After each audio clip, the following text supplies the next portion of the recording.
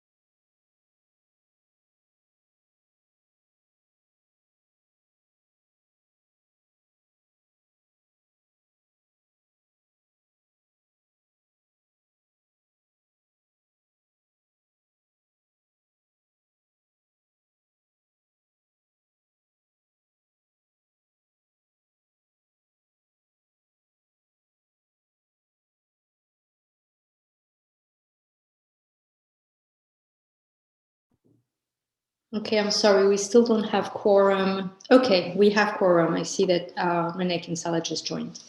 That brings us to quorum, so we can start the meeting.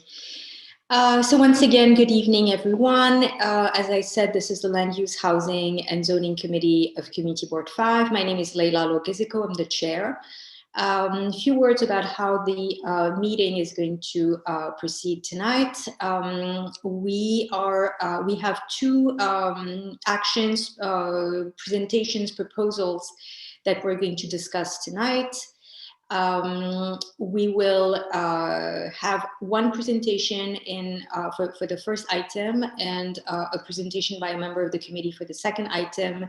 We will, members of the committee will have an opportunity to ask questions once this presentation has been given to us. The presentation will be full, completed, and uninterrupted. Then members of the committee will have an opportunity to ask questions to the application or action or proposal that we are reviewing. Once this question period concludes, I will open up the floor to members of the public. Members of the public will have an opportunity to ask questions and make comments.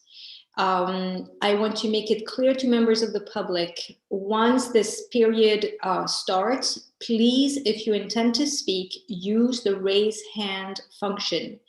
Even if you may have indicated interest in attending or speaking, we need to know that you intend to speak at that very moment. And I want to make it very clear because we've had instances in other committees where members of the public wanted to speak and did not realize that they had to raise their hand and they missed the opportunity to speak. So if you are in attendance and you wish to speak, please use the raise hand function of Zoom, whether you are on your iPhone, a computer, or you're calling, use the raise hand function. If you are calling from a phone line, you can press *9 to indicate that your hand is raised. All right. So, question comment period for members of the public. Once that concludes, we will move back to business session.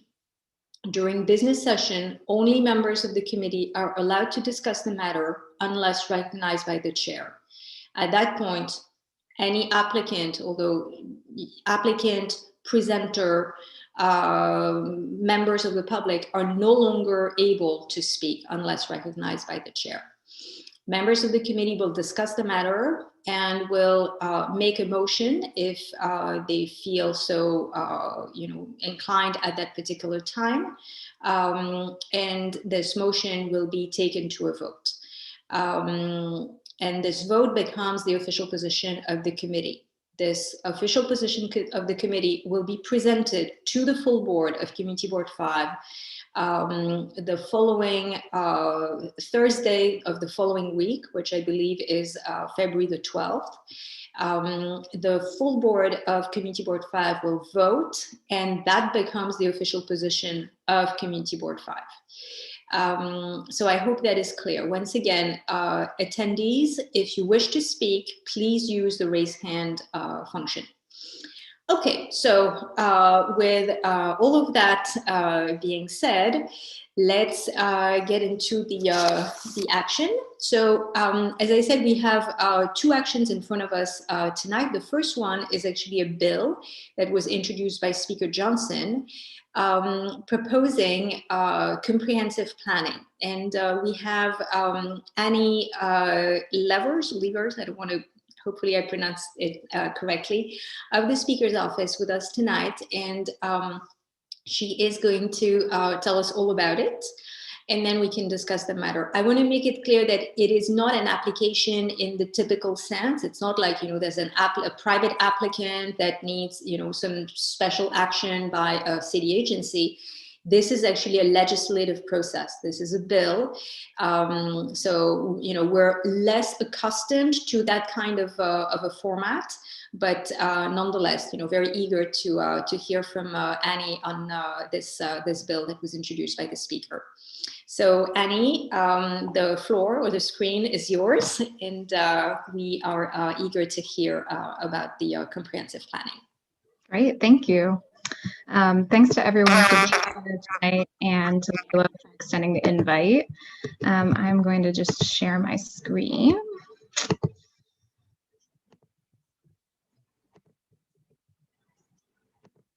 All right, everyone can see the slide on their screens?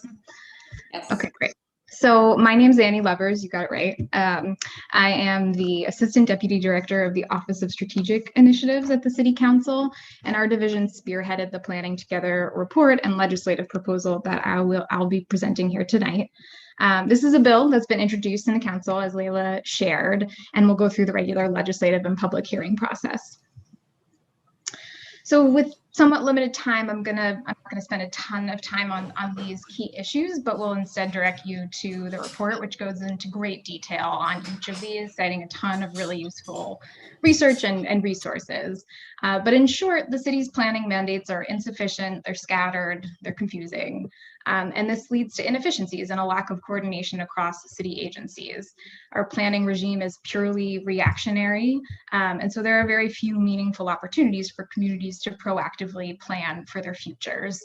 And some neighborhoods have gotten planning attention over the last several decades, while others have been totally neglected, left with an outdated 1961 zoning code that promotes out of context development. And the city's sort of piecemeal project by project approach to rezonings has exacerbated inequality. The budget also is very rarely, if ever, connected to our policy and land use priorities in a meaningful way. And our budget decisions are almost completely divorced from assessments of capital needs, which are also totally insufficient. So in response to these issues, the council started working on a proposal for comprehensive planning under the direction of Speaker Johnson during the 2019 Charter Revision Commission. And the Speaker was supportive of implementing comprehensive planning through that process. But when the commission didn't take up the issue, we continued developing a version of the proposal that can be adopted by the council via local law. So the proposal that I'll describe here today is designed specifically to center issues of equity, access to housing, sustainability, and resilience within the full range of policy, budget, and land use tools to sort of force coordination across city agencies to better achieve our citywide and neighborhood priorities.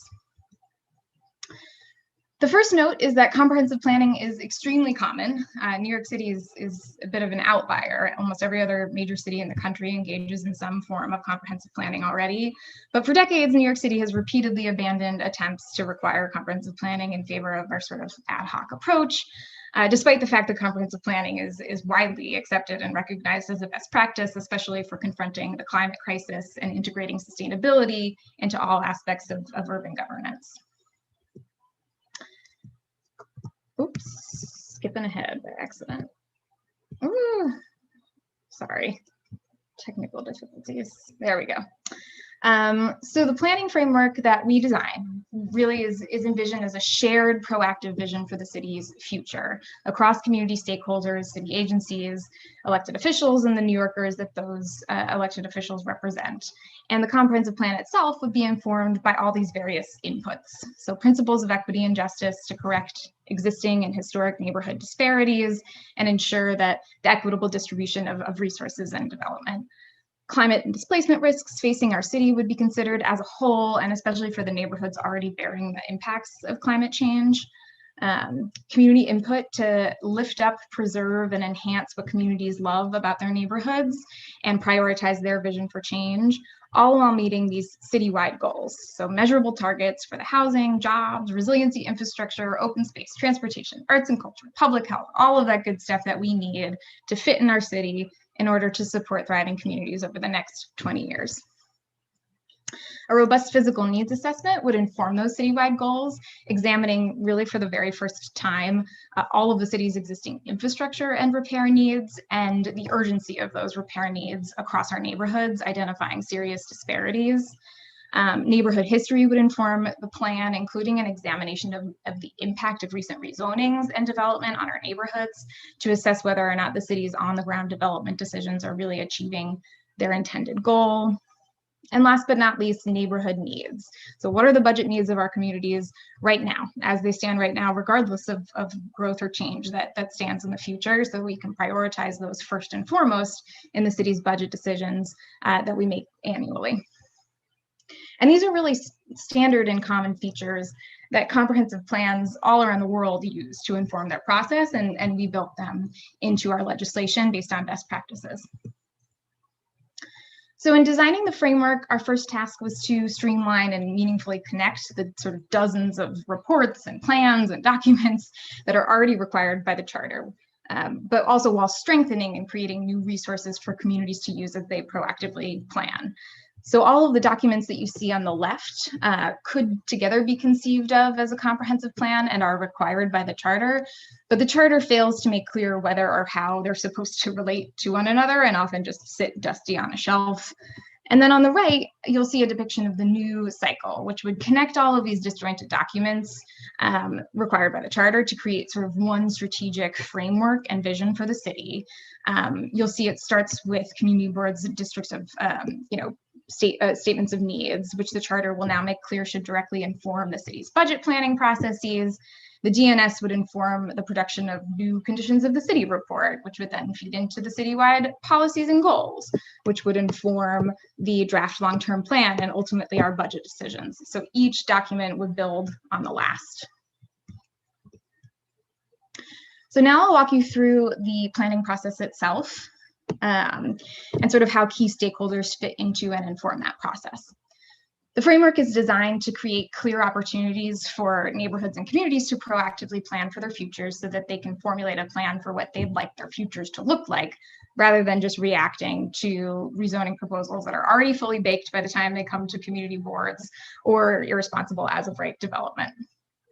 So the bill provides an outline of what would become the comp plan's public engagement process, which is designed to lay a solid foundation for good proactive planning by setting clear timelines and milestones, which I'll walk through later, and sort of well-defined roles for each of the stakeholders you see on this slide that could be built on and adapted over many decades. So in designing this process, it was important to us to provide opportunities for members of the general public to comment and provide input on this proposal directly to help shape the plan. Community boards and borough presidents would play an ongoing role during the 10-year planning cycle and would adopt recommended land use scenarios, which would then come to the council for review and adoption, just as 197A plans sort of do now. these frameworks would essentially set the vision for what future land use applications would get measured against. The Office of Long-Term Planning and Sustainability would be the coordinating office, working with city agencies to produce the analyses and public-facing documents. And a new long-term planning steering committee and borough steering committees would subsume an existing steering committee that advises on the Plan NYC 1 NYC reports and to sort of help set the city's goals and citywide targets. Finally, the CPC would play an ongoing role in their review and certification of future ULURP applications, as they do right now, but they'd now be required to measure those applications against the long-term plan. So now I'll walk us through the process. We've tasked the Office of Long-Term Planning and Sustainability to be responsible for coordinating across city agencies to get this planning work done. The city would first, really the first task would be the production of a first of its kind conditions of the city report in coordination with communities and city agencies. So this would include the revival of the zoning and planning report, which is really the only thing in the charter that has ever required the city to regularly review its zoning code to address and correct unintended consequences and apply fine-grained zoning tools that worked well in one neighborhood and other parts of the city with similar conditions. Bloomberg eliminated that charter requirement in 2012, and it was only produced once in the early 1990s by Dinkins. So this report, this conditions of the city report, I'm still only on number 1, would also, sort of be a holding place for all of the data that the city already produces across dozens of reports and plans and the open data portal, and put it into one easy to use resource for communities to use as they proactively plan. And this is where you would find this new physical needs assessment to assess the state of our current infrastructure at a neighborhood level for the first time in a really comprehensive fashion, down to like the park pavements and, ball fields, et cetera. So it would be a very detailed physical needs assessment. In addition to 2 new indices that Seattle uses to measure access to opportunity and displacement risks. So the city would then take all of that information and data and work in partnership with communities and key stakeholders to determine the city's long-term needs for housing, jobs, open space, schools, and other critical infrastructure. And these would really be measurable targets. Through a robust public engagement process, New Yorkers would help decide where and how the city should distribute that critical infrastructure in their neighborhoods over the next 10 years, with a requirement in the charter to prioritize any new projected growth in areas with high access to opportunity and lower risk for displacement. Community boards and borough presidents would adopt preferred land use scenarios for each of their relevant community districts. And then those would get sent to the council, which would be responsible for reconciling recommendations from various stakeholders and adopting a final long-term plan. Then that plan would essentially set the vision for our neighborhoods, and we would measure future rezoning applications against those plans. So ULURPs would be required to include a statement of alignment, and that would simply describe how the application does or does not conflict or align with the comprehensive plan. And then finally, community boards would still participate in the ULURP process as they do now, but with these sort of new resources to inform their decision-making processes and recommendations to the council. The production of the plan itself would take 4 years from start to finish, from the appointment of the steering committee to the adoption of the final long-term plan. The graphic on the left outlines the points at which the bill will require public meetings, adoption of formal recommendations, and council adoption. And we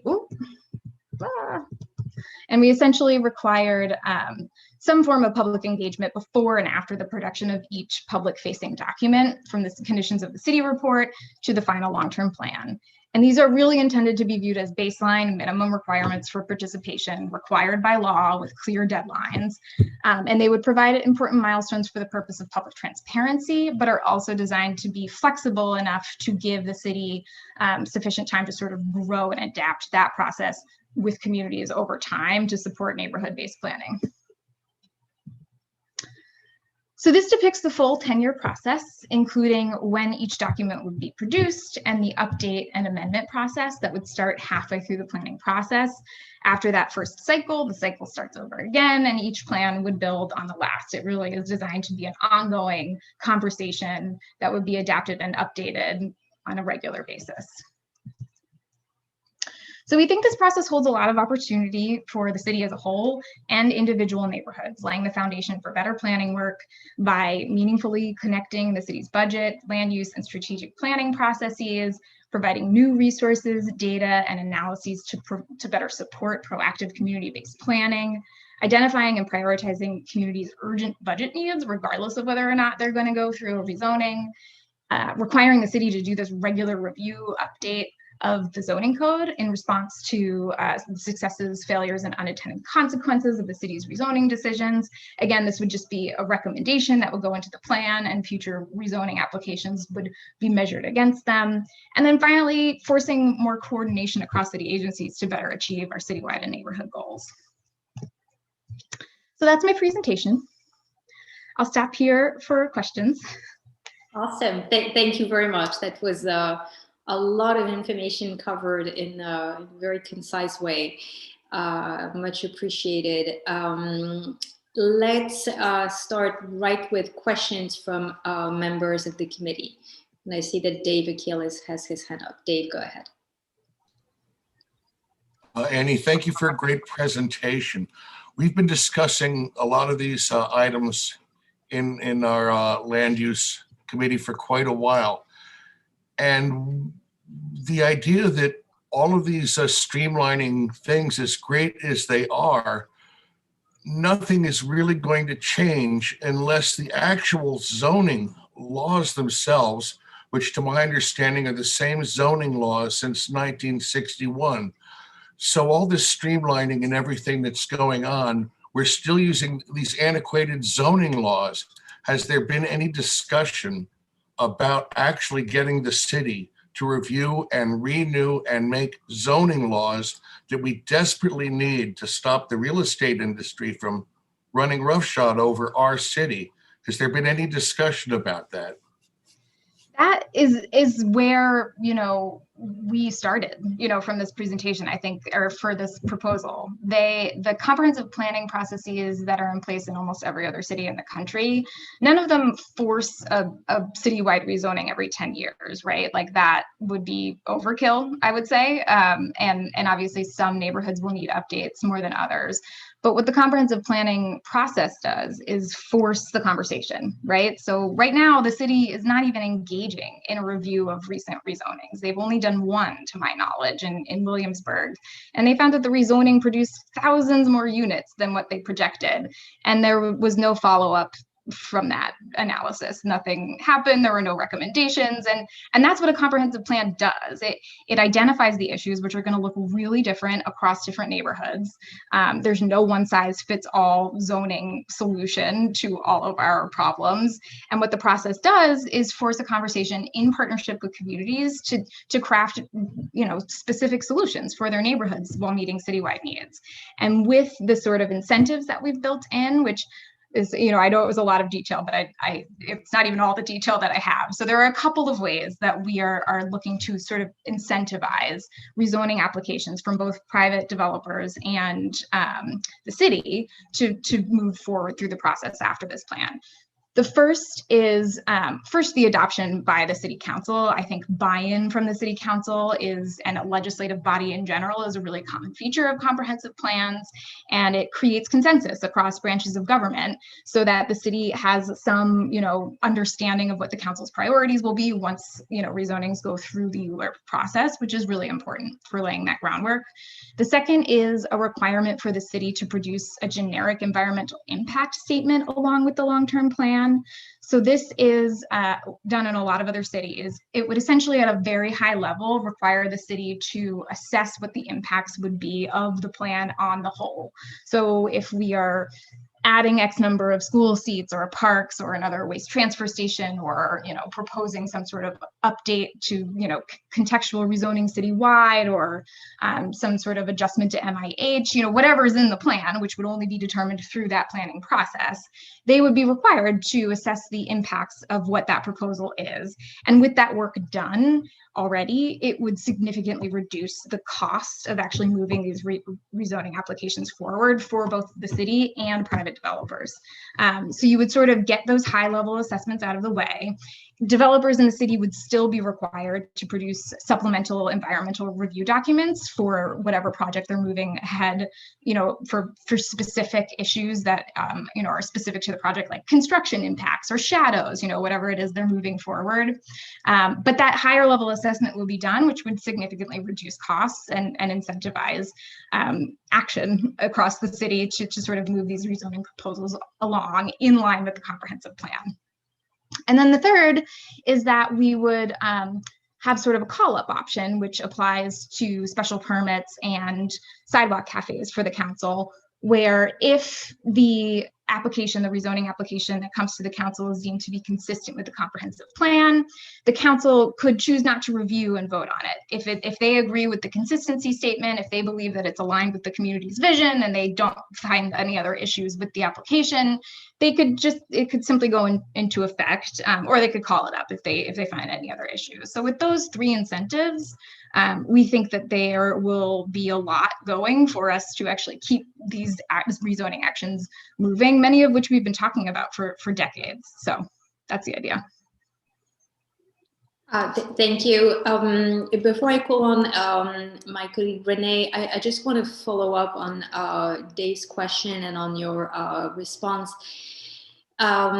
Would there be an ability, like a strong and real ability for community boards to actually propose rezonings? And by that, I mean that, currently the 197A is an article that, we love to look at it and we drool over it and we find it just so sexy. The reality is that it is so impractical because we don't have the funding that developers have to hire a consultant and to hire an attorney and to do all these steps. So in that new framework, can you actually walk us through the new modalities that would really allow community boards to do their job? Because right now, we're full of excellent intentions, especially Community Board 5, but we don't have the means. We try, we work really hard, but we don't have $1 million lying somewhere. And because, especially for our district, we don't have the large residential constituents that we could team up because there is, a very large community group or neighborhood association that we can rely on to raise funds. Many of our other, fellow boards in Manhattan have that. The Upper East Side has been remarkably successful, and the Upper West Side has been remarkably successful in raising funds and, proposing rezonings and starting land use, legal actions. We don't have that. So what are the teeth so that we can actually implement a rezoning or, as you mentioned, the preferred land use scenarios? Where do we get the resource to do that? So that is a great question, and I agree with all of those fundamental issues with both 197A plans and community planning resources more broadly. I think a big part of what this proposal is intending to do and really does do is provide a lot of the upfront resources that you would need to have a proactive planning conversation by the city. And that doesn't mean that they would be the ones providing technical expertise or making decisions. They would be providing the data. And a lot of the work that goes into great 197A plans is analysis. And that really does inform decisions. And so we would be forcing the city's hand to provide all of those resources in a public and transparent way on a very regular basis so that you could have ongoing conversations. And then, I think 197A plans. Just to be specific, let's take an example. Let's say that we want to rezone Billionaires Row because it is atrocious, because these buildings are failing on so many levels, because they're causing tremendous negative impact, and they're not solving any of the real fundamental issues of CB5, which are a total affordable housing crisis, and great need for access to air and light, which these buildings are preventing. So if we were to decide that it is a preferred land use scenario, that would basically call for a height cap and a mandatory affordable housing component in any new residential building in this rezoned area. And we could imagine that the height cap is actually a sort of taper height cap so that, you know, buildings that are closer to the park are lower, and then you can taper, and, you know, it would make sense. We need a shadow analysis for this proposal. Yeah. Who provides the data? So in terms of who would put together, so what this does is really provide the resources that you would need to put together a plan that meets all of those, you know, specifications, right? And you would put that plan forward with support from the city to provide data analysis resources and also land use planning resources to actually, like, you know, scheme out a couple of different options, envision different scenarios, while also fitting all of the other infrastructure and investments you need, you know, not just focusing on that one avenue, but the whole neighborhood as a whole. I think, you know, 197A plans, they obviously also do not trigger a rezoning, right? Like, they are sort of a product that is then intended to be used as a guiding document for future rezoning actions. What we're doing in this comprehensive planning process is providing all of those resources up front and forcing the city to provide them to every single neighborhood every 5 years. So that is really the intent of this sort of planning process. And then the GEIS, while it likely would not assess the impacts of like shadows in a particular rezoning application, it would assess the broad impacts of the plan and reduce costs for a future GEIS. So that is how we envision it incentivizing rezoning actions and supporting implementation of the vision in a way that 197A plans have not been able to do so to date. And we do think that 197A plans are a really good template, right, for sort of like the types of resources that would need to go into what this vision is. We are then just attaching this requirement onto ULURP that would say any future rezoning applications now needs to speak to whether or not it meets what we put into this plan that you all adopted and we all agreed upon, which is new and different from what 197A plans have done in the past. Because even where you are able to get the resources, which is a huge hurdle, right, often they go ignored. And so, you know, this creates a new mechanism for more accountability in future rezoning actions. Okay, thank you. Let's move on. Renee Kinsella, you have your hand up. Go ahead. Hi, thank you, Leila. CME5 is on record of supporting the creation of the Office of the Public Realm, which sounds like it would sit within what you're talking about. Have you contemplated how that would work, and it would address sort of the shadow study that you say would be needed by someone? I love that idea, but I'm not familiar with it. Is it a mayoral office that you've proposed, or is it a department? It could be a mayoral office. Mayoral office, yeah. So the Office of Long-Term Planning and Sustainability is a mayoral office. It does exist right now. It goes by the name the Office of Sustainability. They dropped long-term planning from their name, so that sort of shows where their priorities are at the moment. But it is a mayoral office, and we situated there specifically so that it could coordinate across agencies. I think one thing that we've found, even where neighborhoods are getting the planning attention that they need, you know, city agencies are not set up to direct each other to do anything, which can cause really serious infrastructure problems in particular. So like DCP cannot force the SCA to have a conversation about school seats, or the Department of Parks and Recreation to have a conversation about parks. Like, they're all sort of operating on their own timelines, and that's a really big problem. A mayoral agency is uniquely positioned to have a direct line to the mayor, obviously, but also force coordination between these agencies, because not everything in a comprehensive plan is going to be zoning. A lot of it is going to, 90% of it is going to be not zoning and not land use, right? And I think the mayoral offices that are situated right now across those offices would just simply coordinate with that same Office of Long-Term Planning and Sustainability as appropriate to sort of feed into the plan. So I think it could work really well, and I would like to become more familiar with that proposal. Great, thank you. Any more questions from members of the committee?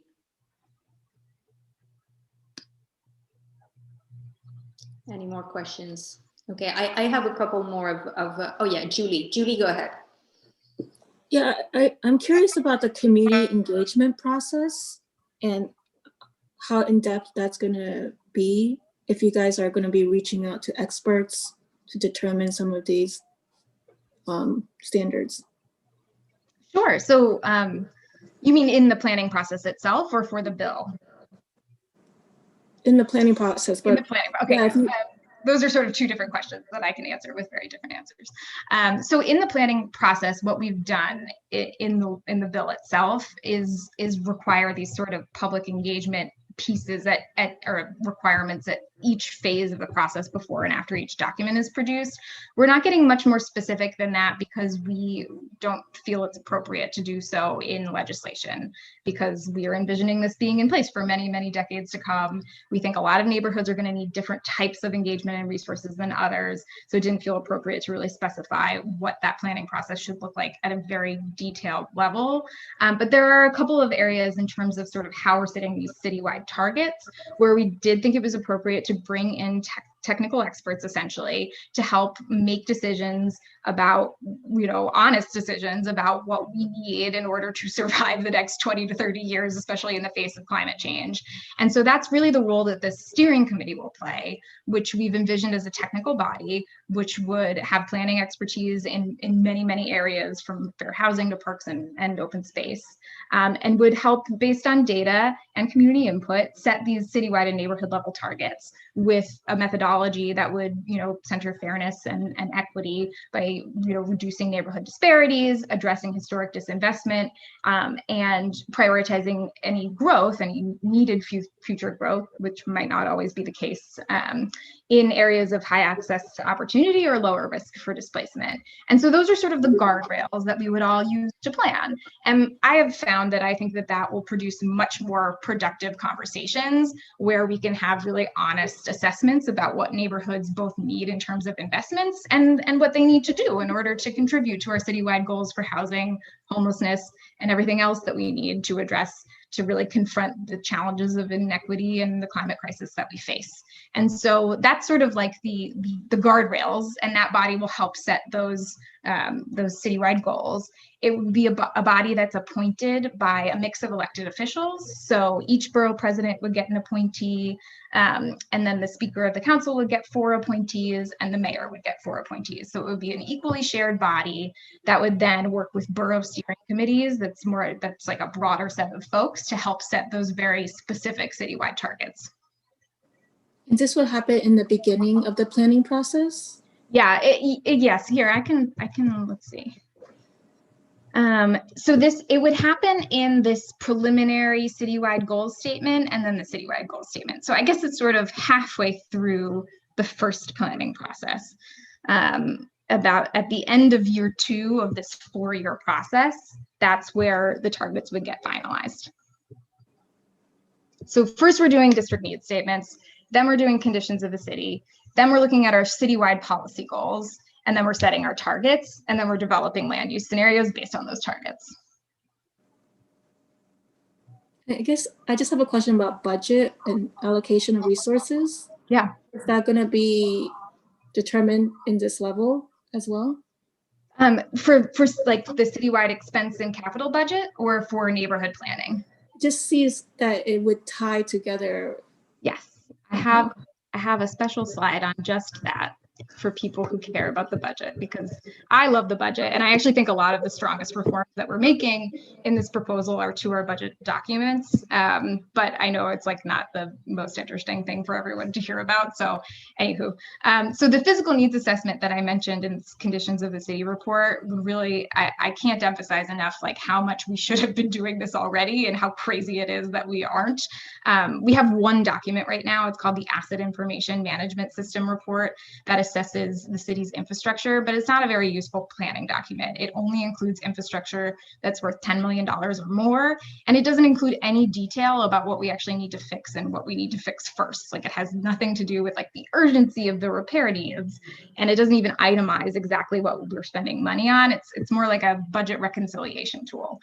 So this physical needs assessment would serve that new purpose. It would assess infrastructure down to the nitty-gritty of all of our buildings and public infrastructure, of exactly what we need to repair and what we need to repair first based on urgency. The long-term plan itself would include detailed budget needs for citywide and neighborhood-specific goals. So this is something that was really missing from Plan YC. There were some budget implications that were talked about relatively broadly, but there was really no translation of what that plan said into a budget for the year or the next 10 years. The 10-year capital strategy, we're really reimagining as a totally new document. So right now, what the 10-year capital strategy looks like is like a set of very good goals that's produced by DCP, and they've gotten a lot better over the years. And it's now like a machine readable, it's a website now that you can poke around, and it sets goals that we can all agree with about maintenance and equity and housing, et cetera. But then it doesn't actually connect to the back half of the document, which is then just like a long laundry list of agency needs. And it doesn't actually speak to how all of those spending plans relate to the goals. So we're totally reimagining that document. The first half of the 10-year capital strategy will be a reflection of all of the costs or everything we need to spend in order to address everything in that physical needs assessment. So it would be a cost estimate of all of the repair and maintenance needs to keep things in a state of good repair. And then the second half would be a wish list, really, of all of the new and enhanced infrastructure we would need to build in order to fulfill the vision of the long-term plan. So that's resiliency infrastructure, new schools, you name it. Whatever's in the plan needs to be itemized and with a cost estimate in that 10-year capital strategy. Then the capital commitment plan, which is currently produced, but it's really just a regurgitation of what's in the 10-year capital strategy. So reflecting that like no meaningful planning work has occurred between the 10-year capital strategy and the annual budget. That would now really be the budget constraint document. And that would say, here exactly is what we're spending this year based on our priorities.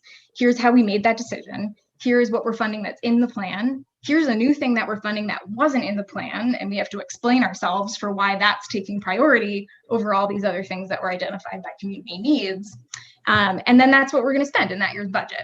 And then finally, this asset information management system report, the AIMS report, will be reformed to focus on the most urgent needs. And so that would really identify like, what do we need to spend money on first? Where are the neighborhoods that we need to spend it in? And what are our agency plans and commitments for actually spending down that money? Because as we know, capital projects take a lot of time. They're often delayed and over budget. So this will create more accountability in that process. Okay, thank you. Moving on to Ryan. Ryan, go ahead with your question. Just to follow on your point about the steering committee, as I understood it, the appointments that you described before, the steering committee for the borough committees, how are those appointed? So the bill does not go into detail about the appointment structure. We're leaving that task to the long-term planning steering committee. So they would be required to form borough steering committees, likely in coordination with borough presidents who are appointing bodies. And I don't even actually think that the bill includes the number of people that would be required to be on that steering committee, though I should check on that. But they really are intended to be like super diverse, very robust groups of people that represent not only the demographics of the borough, but various sort of stakeholders that have been, community actors and different sort of institutional players in the neighborhood over time, so that they can weigh in and inform the process with that strong requirement for, demographic diversity to ensure that they reflect everyone who lives in that borough. Thank you. Thank you. EJ, go ahead with your question. My internet has been glitchy, so I apologize if you touched on this during your presentation. I'm just wondering how and where this proposal dovetails or interacts with the streets master plan. I know operates on a kind of like a 5-year cycle. Is there interplay? I mean, obviously land use has a lot to do with street use, and they'll need to communicate with each other to some degree. I'm wondering how that's envisioned. Yeah, I was also the one to work on the master streets plan, so I'm a big fan, which is why I'm smiling a lot. In the comprehensive planning legislation, we talk about transportation needs. Most comprehensive plans don't go into specificity about like the street grid, but a lot of comprehensive planning processes allow for basically certain aspects or additional plans to be sort of added on as an addendum. And so that would like reflect the priorities identified in the long-term plan. So if you're looking at bus lane infrastructure, bike lane infrastructure, et cetera, that would now be informed by this very useful set of data about neighborhood projected needs, where our transportation infrastructure is in need of the most investment, where, you know, bus lines are overcrowded, et cetera. And that would really feed together so they would work in coordination.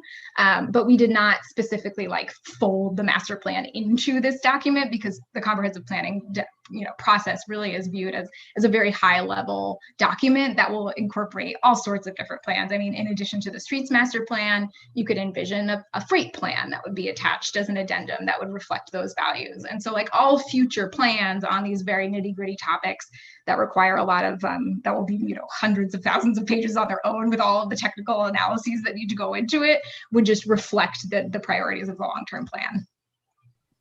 Okay, thank you. Thank you. Any other questions from members of the committee? Okay, I have a couple more of my own. Can you actually walk us through the timeline of the bill? Is it scheduled for any committee hearings? What are the next steps? It's not yet scheduled for a hearing. It will be in coming months, and so we'll let you know when that happens. And then it would, you know, be scheduled for a committee vote, and then ultimately come to the full council for a vote. We don't have a specific timeline set right now, but I'll keep in touch. Thank you. Have you had a chance to present to other community boards, and if so, what has been the response? I've only been able to do one so far in Community Board 11. They were actually the first public presentation I gave on this topic, so I gave them like way too much information, probably in too short a time. I am also scheduled for 5 or 6 others over the course of the next couple of weeks. Some in Queens, some in Brooklyn, some in Manhattan. And, you know, we're taking these meetings as folks reach out. It's not common of legislative proposals to come to community boards and present, but because there's such an intersection of these issues, we're very happy to do so. And, you know, Community Board 11 went through a rezoning very recently. I think they, you know, have a lot of questions similar to yours about like exactly how this is going to work and sort of what resources are going to be provided to community boards so that they can engage proactively and meaningfully. And that, yeah, that is reflective of the conversation. Great, thank you. And have you engaged with other, you know, community activism groups, advocates? You know, I'm thinking of Municipal Art Society, you know, other groups that, you know, work on those notions of, you know, planning, zoning, urban design. Yeah, so this is, I should have said that at the top, and so that's a good note for next time. But this is really rooted in a call from the Thriving Communities Coalition that formed during the Charter Revision Commission, which is comprised of, ANHD coordinates it, but it includes MAS, RPA, Pratt Center for Community Development, a whole handful of grassroots community organizations that have gone through rezonings or are going through rezonings right now, but also citywide advocacy organizations on other issues like Transportation. Riders Alliance is a member of that coalition, and they put forward a you know, concrete principles during the Charter Revision Commission that we designed this, you know, report and legislation directly in response to. We are engaging with them. I've presented to MAS already in their various committees and continuing to have conversations with them, and then a broader set of folks as well. You know, I'm meeting with folks from the Waterfront Alliance and New Yorkers for Parks and, you know, Fair Housing Justice Center and you know, folks that have aligned interests where these, you know, topics are typically treated in silos, which is really part of the problem. We're trying to, you know, get folks together, especially across environmental justice and a lot of the climate activists, to have this conversation together. Okay, thank you. I have a couple more questions, but I see that my colleague Ryan has his hand up. Ryan, go ahead. Looking at year 4 of the process, where the council adopts My question is, what form does the adoption take? Is it a resolution that articulates the sense of the body? Is it something else? What is the actual procedure there? Yeah, so it will be land use scenarios, which will sort of look like bubble maps. I don't know if you've seen sort of a land use framework that comes out right before a rezoning that the city produces, but it will have, relative height and density, low, high, medium, mixed use, different sorts of priorities in addition to those budget commitments for each community district. And the council obviously has different districts, so council members will be required to sort of work together across community boards to adopt the scenarios as they work together. But they are required, the bill will require them to adopt it in the form of one resolution, sort of tethering together our citywide goals. And that was really intentional to make sure that we are forced to coordinate with each other. And, there's not just some council members who will like sit the conversation out and say, no, I don't want any of this, leave me alone. We will be forced to work together. And if we don't work together and don't adopt a final plan, the city would essentially adopt a preferred scenario on our behalf, which I don't think the council would ever let happen. So that's the idea, is that like it really forces this citywide conversation so that we're not just shifting growth from one neighborhood to another, but working together to achieve our citywide goals. Sure, and just to follow, but procedurally, the actual form would be a resolution. Put differently, it's not something that the mayor would then sign, for example. I see that the following step is OLTPS sort of finalizes a plan. I understand that, but sort of what would the actual mechanism from the council be there? Yeah, it would be a resolution similar to, I guess, a lawyer is probably going to correct me after this and say it's not exactly the same, but a lot of our land use actions are resolutions. So it's not like a bill where it gets like signed by the mayor on his desk as the next step, but it does force the city to then adopt that land use scenario into their final long-term plan. Understood. Thank you. Thank you. One last question for me. Have you considered adding language in the bill that would actually require allocating budget to community boards, whether in a sort of like bundled fund that can be used by community boards of the same borough, or creating districts within the boroughs, or specifically to individual community boards, so that we can do our job, our land use job? Yeah, so that is one thing that legislation is really bad at, is budget issues. So we cannot, unfortunately, specify budget commitments in the legislation. What we can do is force the city to provide resources that will, imply funds to be provided. And so that's what we're really focused on, and would welcome feedback on that. But unfortunately, we can't specify like X dollars or even X percent of dollars go towards XYZ. That's something we can't do via legislation. Can you specify that a budget must be allocated? Yes, a budget must be allocated for the neighborhood planning work to get funded. And what we would be doing on the city end would be forcing them to provide the resources you need to have a more productive conversation. Yeah, because currently the requirement for technical assistance does exist. It is in the charter. The Department of City Planning must provide technical assistance, and we see where we are. And I think the Office of Civic Engagement is supposed to also, and that hasn't gone much anywhere either. So yes, I hear you loud and clear, and I'm happy to continue talking with you about ways to address those issues. Great. Any more questions from members of the committee? Okay, so seeing none, I'm going to open up the floor to members of the public. Members of the public, attendees, or panelists who are not members of the committee, do you have any questions or comments to this bill? You can use the raise hand function of the Zoom platform. And I see that Emily Yulang has her hand up, and you are permitted to talk, and you can unmute yourself. And mute myself. Okay. My question is, you mentioned about in your comprehensive plan about what'd you call it? Climate displacement risks. Could Yeah. you elaborate more about that? Thank you. Sure. So this is a model that Seattle has used actually to really, it's been very effective at essentially helping them meet their significant growth. They're like the fastest growing city in the country, and they've used this analysis to direct growth in areas that will reduce displacement risk over time. So it's, you know, the bill lists the sort of different factors that we're looking at. It includes construction activity, demographics, incomes, regulatory tools in the neighborhood, public housing in the neighborhood, you know, et cetera.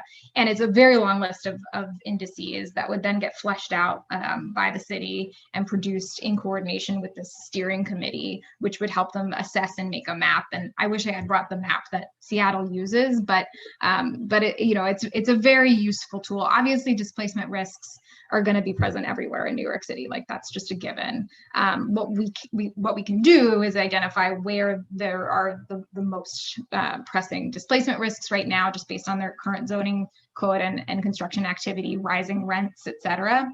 And then look where the lowest risk for displacement is and make decisions based on those factors. Thank you. Any other questions from members of the public? Once again, you can use the raise hand function to indicate that you wish to speak. Questions or comments from members of the public? So if you don't raise your hand now, I just want to make it very clear that we're going to move to business session, and during business session, members of the public are no longer able to speak. So just want to make sure that if anyone wishes to speak, have questions, comments, they can do it now. Any questions, comments? Okay, so seeing none, we will move to business session. During business session, only members of the committee are allowed to discuss the matter.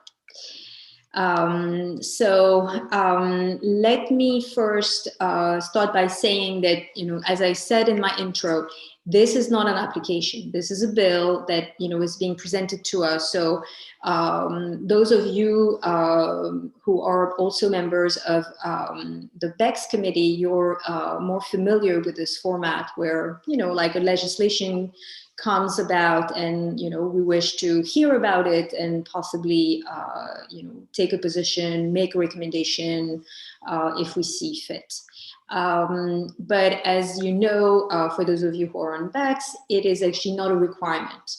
And there's also no clear timeline. You know, we could comment during this cycle. We could also decide to wait, you know, if we feel that we want to hear what other community boards' views are on this issue. You know, this is certainly something that we can do, as opposed to an application. You know, ULURP, the clock is ticking. We have 60 days. We really need to, you know, determine a position. So, you know, just wanted to throw it out there before we start to make more specific comments on the bill. So with that said, any comments from members of the committee? You can use the raise hand function. Mike, go ahead. To me, this proposal sounds good and is a good step forward. I wish it would go a little further, like having a community board bank or some type of funding resource, but I think it's a good step forward in reforming the planning process that the city doesn't really have right now. Yeah, thank you. David Kalis. Yeah, I think it's a good presentation as well. I just think we need to move more quickly. 10 years time is a long time. And if we could speed things up, if there's a way to do that, because there's so much going on now that is not going to make it through the next 10 years. So if we could speed it up would be great from my point of view. Yeah, thank you, Dave. You know, on that note, what I would say also is that, you know, I think that there are lots of merits to the bill and to the proposal. I think a lot of it makes sense. I'm wondering if, in a way, it is going too slowly or too fast. I'm not sure. Sort of like both at the same time. I have a concern, I'm just going to be very, very frank. I have a little bit of a concern that this bill is being introduced so late into the legislature. And, the implementers of the bill, if the bill happens to be successful, would be, a new council and a new administration. And, I'm just a little concerned that there may be a great deal of, loss of commitment and political appetite to really implement the bill as it is crafted today.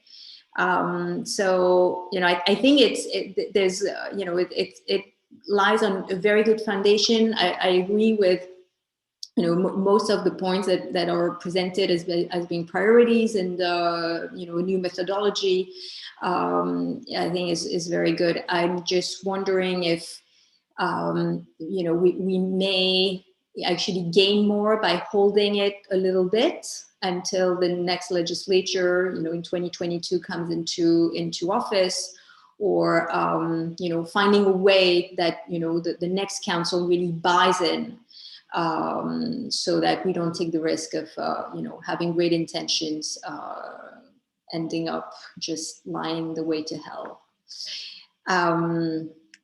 So that, that's one of my concerns. I also share Dave's concern and Mike's concern about lack of direct funding for community boards to actually do any research.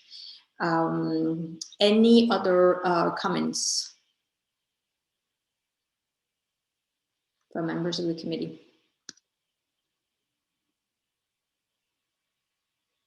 Yeah, Ryan. I'll say that I applaud the emphasis on leveraging the location and expertise of the Office of Long-Term Planning and Sustainability. The creation of that office, I think, very much had the spirit of this in its inception, and I do think is a very logical place to drive a lot of this action. I think something just, that everyone, I would encourage folks to think about whatever they think about this. This is certainly a rebalancing of roles and responsibilities in how planning is done. I think it, relatively speaking, elevates the council in ways that the existing process does not. I think there's a lot that's admirable about that, but I think everyone should think about how they feel about that versus the roles and responsibilities of executive agencies in this. I think it's a welcome change in many ways, but there are puts and takes to choices like that as well. But I do applaud the authors of this, because there are so many different considerations here, and I do think it's an artful effort to balance those, and recognizing that there's a lot of work that happens underneath a plan like this, where sort of the rubber meets the road.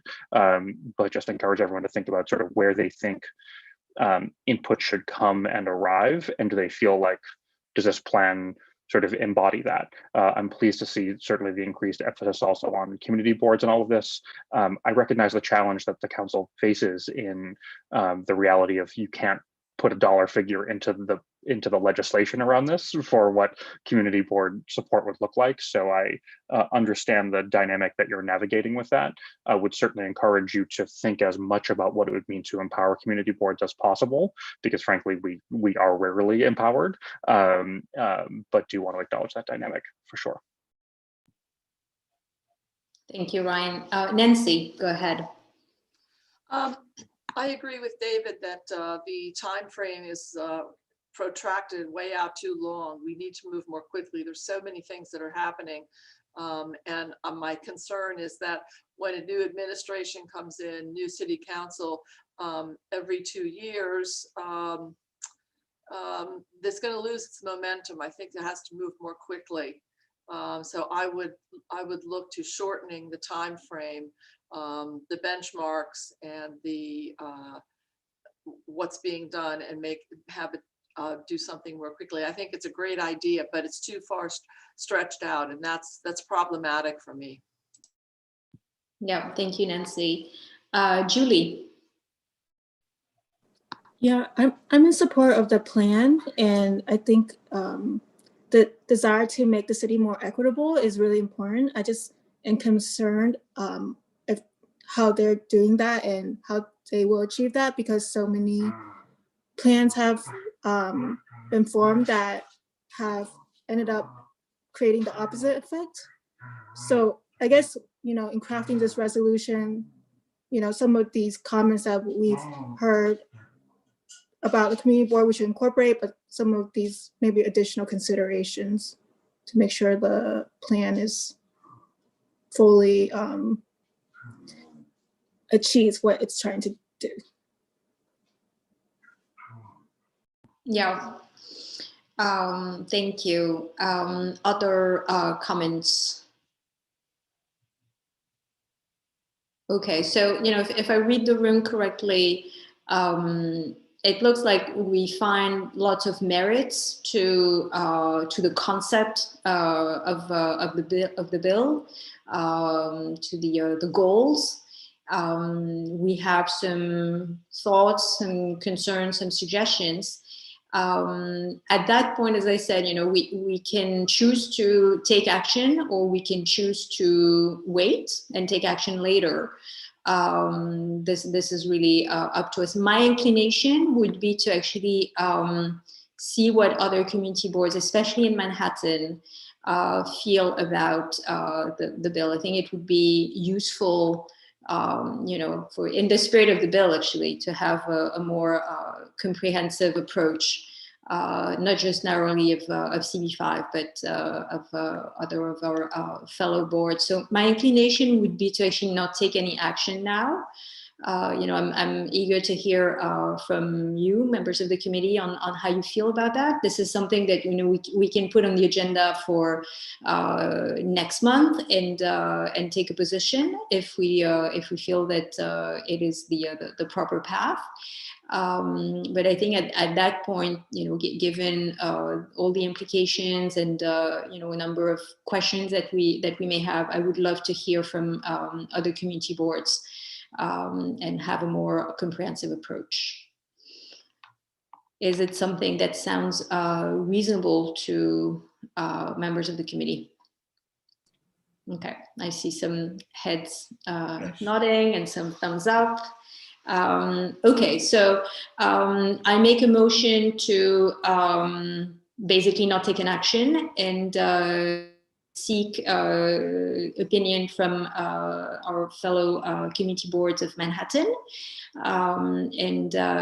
We will, you know, then decide if we want to take an action in March. All right, so no vote on that item. I want to thank Annie so much.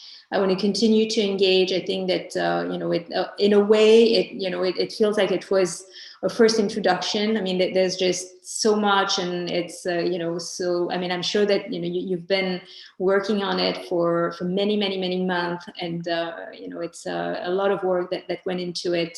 And you know, maybe we can continue to engage and you know, share questions, comments that we may have after we speak with other community boards, and you know, continue to be in touch about this very important bill. Great. That sounds great. Thank you so much. Thank you very much for this great presentation and answering all our questions. Much appreciated.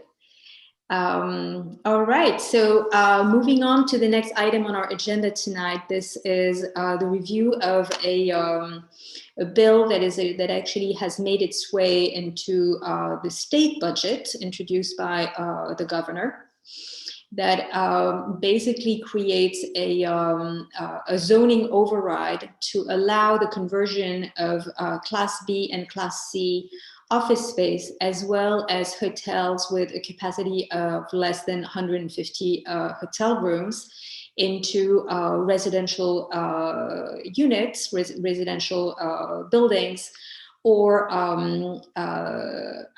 housing for the homeless. We don't have a presenter, like an outside presenter, but Nick Athenel of our committee has done extensive research on the language of the bill and its implementation. So Nick, I'm going to turn it to you if you can give a brief presentation, explanation to members of the committee.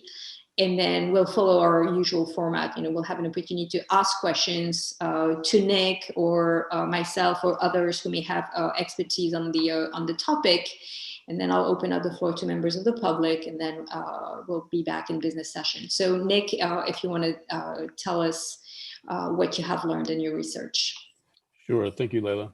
So as you mentioned, the governor has proposed this legislation. The mechanism he's using is an amendment to the New York State multiple dwelling law. And what the amendment will do is it will allow certain buildings to be converted from commercial to residential use. And the law expressly overrides any state or local zoning law or other prohibition that would limit those conversions. The override would apply to Class B and Class C office buildings, as well as hotels with less than 150 rooms. In return for the ability to convert, the converted residential properties would have to comply with one of three requirements. One, they would have to provide a minimum of 20% affordable housing, or two, they would have to be operated as a supportive housing facility under a contract with any state or city housing agency. Or three, interestingly enough, they would have to pay into a fund administered by the State Department of Housing and Community Renewal to, quote, support the creation or preservation of affordable housing or prevent homelessness, which I think is pretty broad. The override would go into effect immediately upon passing, and it would remain in effect for 5 years, expiring on December 31st, 2026.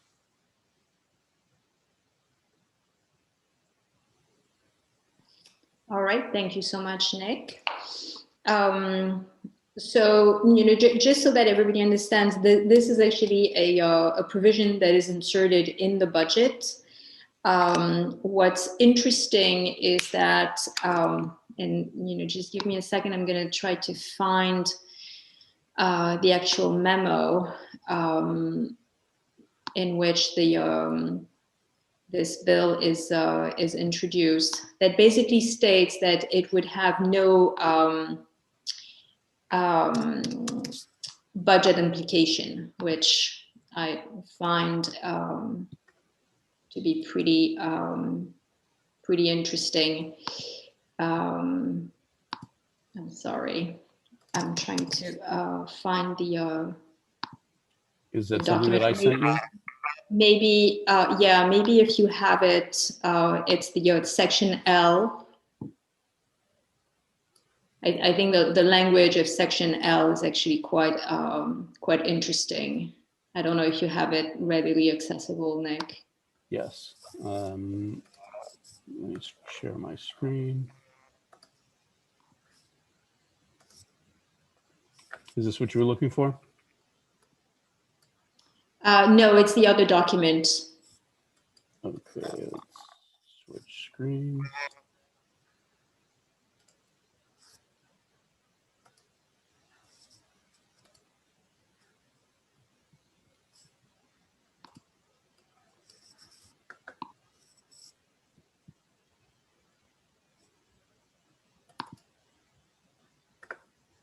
Oh, that's the same one.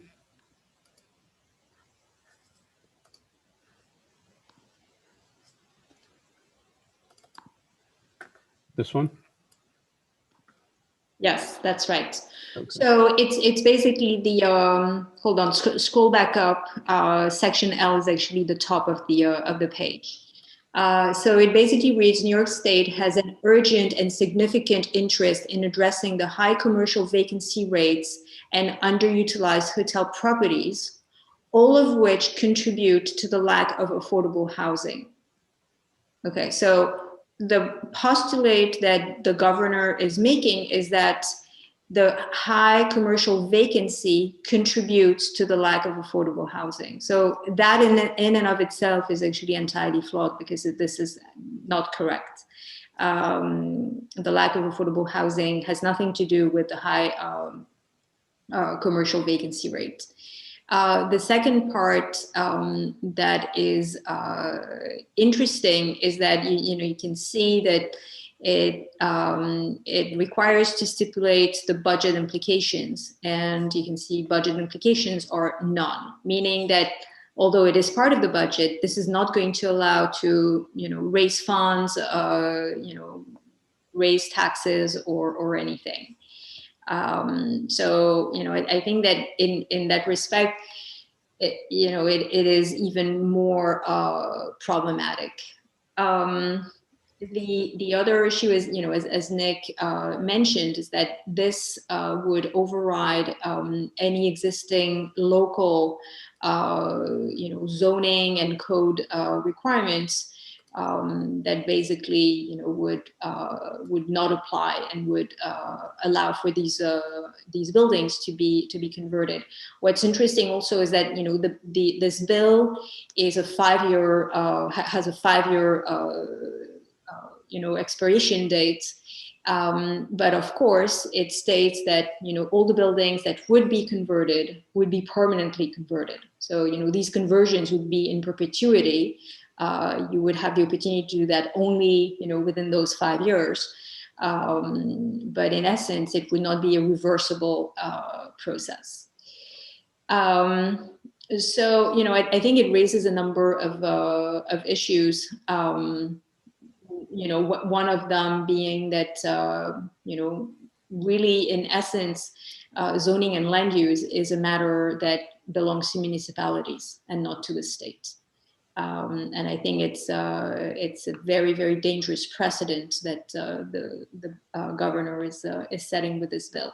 So enough comments on my end. I want to go to questions from members of the committee. Layla, before you go to questions, could I just highlight one thing that really struck me? Yes, about this? And that's the loophole that this legislation provides, such that the developer doesn't even have to give us the affordable housing. They can pay into this state agency, and this community that's burdened by all of these residential conversions don't even get the benefit of the affordable housing that can be sold off elsewhere. It wasn't clear to me whether the contribution has to be spent in the same district, in the same city, or anywhere within the state. The fund is administered by a state agency, so it's really not clear to me where that money goes and how it's spent. Yeah, very important. Thank you for bringing attention to that. Renee Kinsella, you have your hand up. Go ahead. I did have a question. It would seem that this would impact our district more than anywhere else in the state. Do we have any sense of how many buildings this encompasses? How many hotels in our district, how many buildings that are commercially that might be impacted? I don't have the statistics, but empirically, I would say so. The geographic boundaries of the application of this bill are actually very clearly defined, and it is basically from Hudson Street as the south boundary to 110th Street.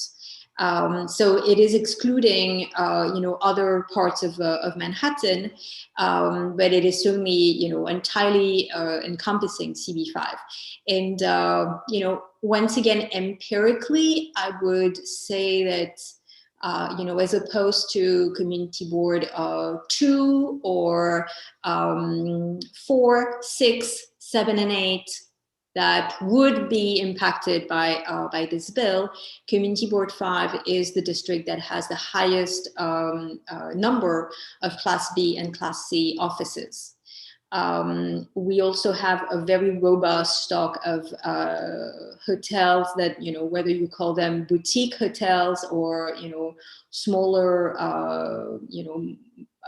hotels, we have a large number of them. I mean, there are also hotels in like the Upper West Side has a large number of hotels. But hotel use is certainly a very common use in our district. So we would be really tremendously impacted, and it is something to keep in mind is that typically a zoning change would have to go through a rezoning, and a rezoning it's ULURP. It requires a full environmental review, and then if negative impacts are being identified, then they have to be mitigated. So, let's say that, there would be some merits in, changing the use of Class B and Class C office space even in CB5. Okay, let's make the case. Through a rezoning, we would identify, the impact on our schools. And if we were to find that it would overwhelm, school capacity, then there would be a mandate to create a new school, build a new school, set aside or rezone the school, the elementary schools, so that one particular school is not overburdened. With this process, there's absolutely no opportunity to even figure out, what the impact would be, let alone mitigate or get the adequate funding. So it is really a very blunt and harsh way of, allegedly addressing an issue that, as Nick said, would actually most likely not be addressed in our districts. Mike, really, I see you have your hand up. Go ahead. I have two questions. The paying into the state agency fund, is there a rate or a calculation of how much a building owner would have to pay? And then the second question is, this seems like like the BSA variance that we deal with now. Is there any review process, building by building, that the community board or the BSA would be involved in at all, or just the applicant, the building owner would just apply to the state and we would find out about it later? Is that how it works? I can answer those questions. There is no rate. The amount to be paid by the owner is determined by the state DHCR. And there does not seem to be any application process spelled out in the legislation. It really just says that these properties can be converted, and no zoning laws or other restrictions will apply. And I think that, correct me if I'm wrong, but I think it mentions that no variance would be required. Yeah, I didn't see anything. So in essence, it's actually in so many other words saying that, BSA would play no role, would actually not be allowed to touch, these conversions because they would be done through a state process. Ryan, you have your hand up. Nick, in your research, did you hear any perspectives that our state representatives have articulated on this? I know we have at least some who are on the line here as well. They may or may not want to speak additionally, but curious if you've heard anything from them. This is very, very new. It was only announced on January 19th. So I'm not sure that anyone has commented on it yet. Certainly I haven't heard anything or seen anything in my research. Yeah. Yeah, it is. I mean, it has received a little bit of coverage in the local media, but not a lot. And I think everybody is sort of like trying to wrap their heads around. I don't know that the other community boards that are impacted have commented yet either. The comments that I saw were from Rebney. Rebney thinks this is a great thing. They've actually been proposing this for a while. And some developers say that it doesn't go far enough, that it should be more lenient. Yeah. Aaron, you have a question.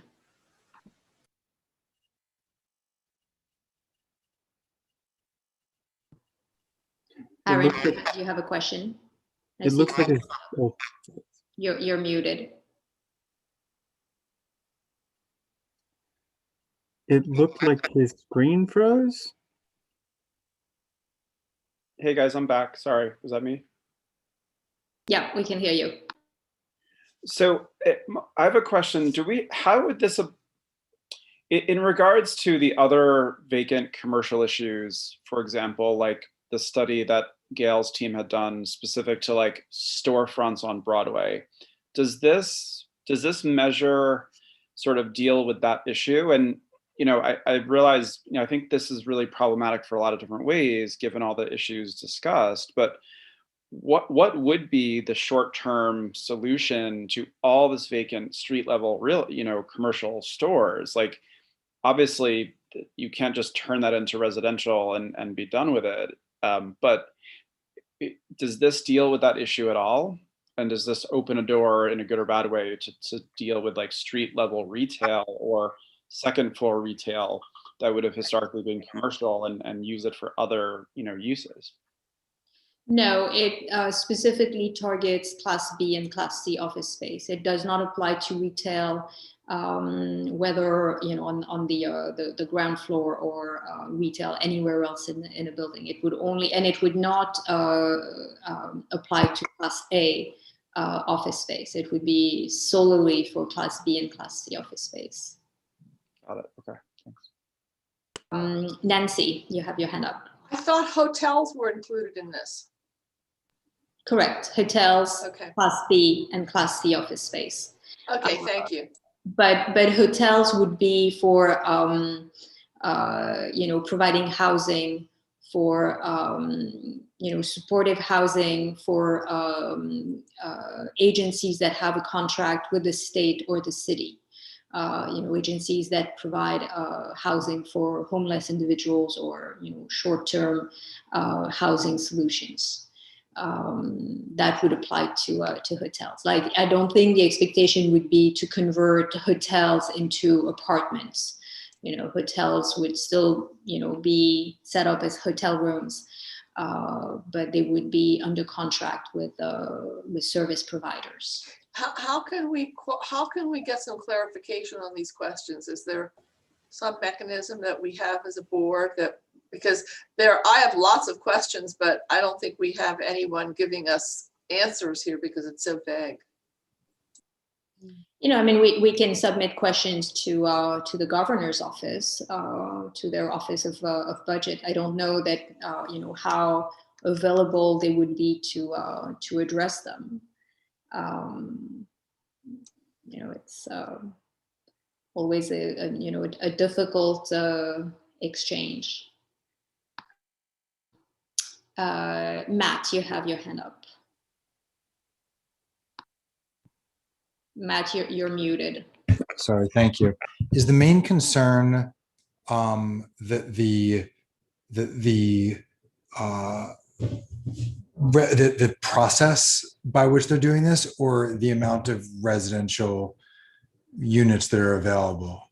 And I ask because it seems like I know that the premise sort of had some contradictions in it, but the general premise that this drives, that having more residential units would help with housing prices, seems true. So I was just kind of wanting to understand on this, what our main, is it really about the process of doing this without coming to the local groups when they change the zoning?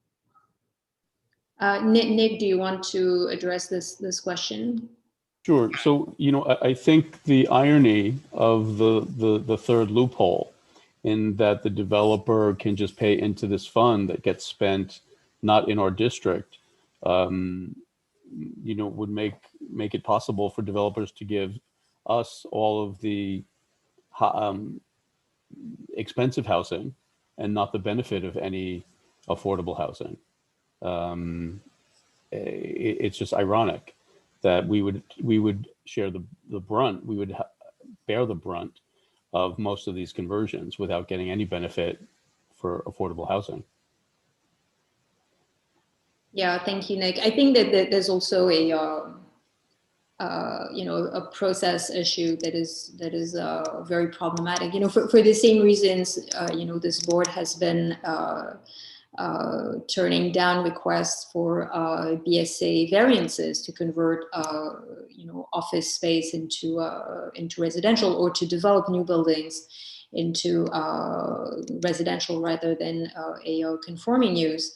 I think that there may be merits to rezoning some areas in our district that are currently have homes to housing Class B and Class C office space. There may be merits, absolutely, but then let's push for a rezoning so that it is comprehensive. We understand the impacts and we can mitigate these impacts. I think that without a mitigation process, this is really very dangerous. And I think that, the unintended consequences of such proposal are also very problematic. I think that, on the hotel conversion, currently hotels are suffering tremendously, but, hopefully in a near future, hotel activity is going to resume, and then we need to be able to sustain a strong, robust tourism industry that our city needs and relies on, and CB5 in particular.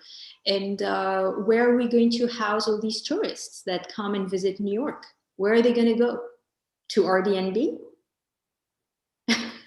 Like it's really very problematic, because once you give these hotels to operators for homeless services, you're not going to take them back.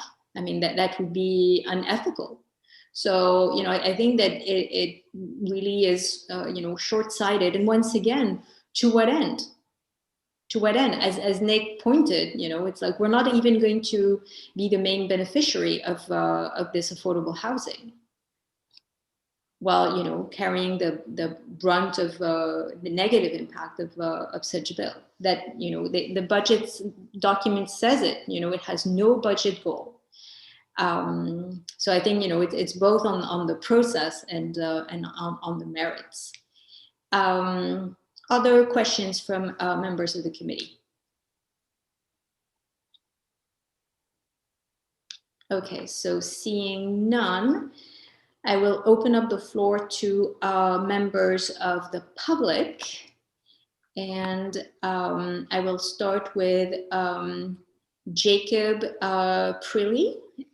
If you want to unmute yourself, and if you can introduce yourself.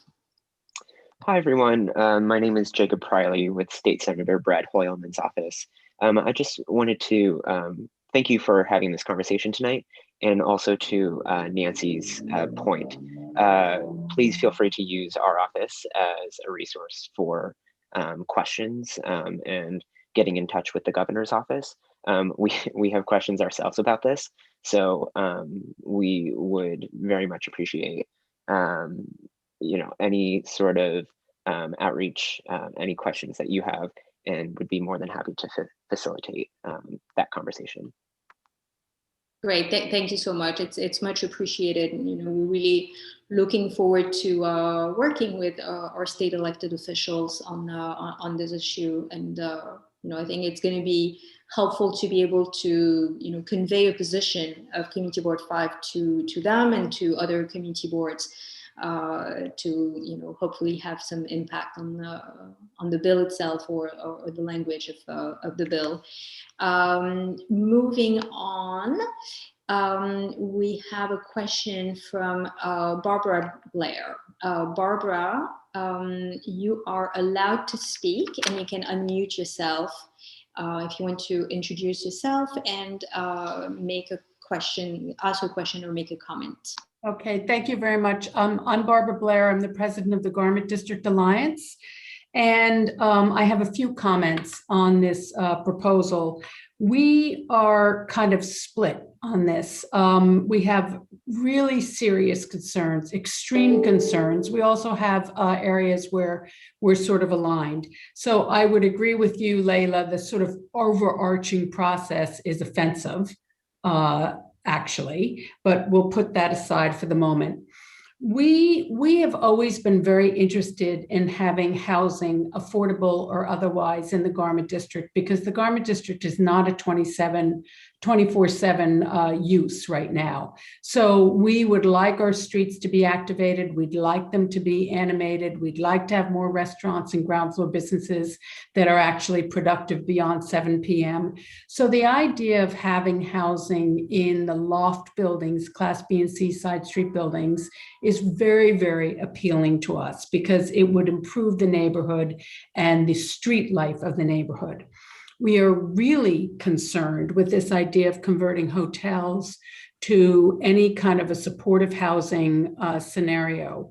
The Department of Homeless Services, when COVID started, relocated 10,000 individuals out of shelters into out of congregate settings, which could be jails or shelters or whatever, into hotels throughout the city of New York. 40% of the relocations, 4,300 individuals were placed in West Midtown. 2,300 of those individuals were placed in the Garment District, which is a much smaller subset of West Midtown. And that's on top of a parole board that we have, a methadone clinic, a needle exchange, a drop-in center, 2 shelters, and 2 major transportation hubs. We have had since 2005, 50 hotels built west of 7th Avenue between in the Garment District, so between 35th Street and 41st Street. We seriously believe that for some reason, the Garment District, you could say West Midtown, but really the Garment District is being targeted for this use, because if the Department of Homeless Services relocated 40% of the total population in congregate settings that were put in hotels, we were targeted, and we have 50 hotels in the neighborhood. So we are really opposed to the conversion of hotels to social service entities, because we feel like we have more than our fair share, and it's not a NIMBY argument. I mean, we would take our fair share if it was distributed throughout all the other neighborhoods in the 5 boroughs of New York City, but to have them disproportionately concentrated in the Garment District. However, we love the idea of residential in Class B and C buildings.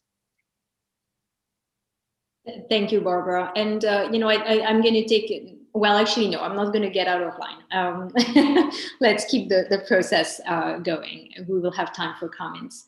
I see that David Golab has his hand up. David, you're going to be permitted to speak, and you can unmute yourself if you want to introduce yourself and ask your question or make your comment. David, you are unmuted. Feel free to speak.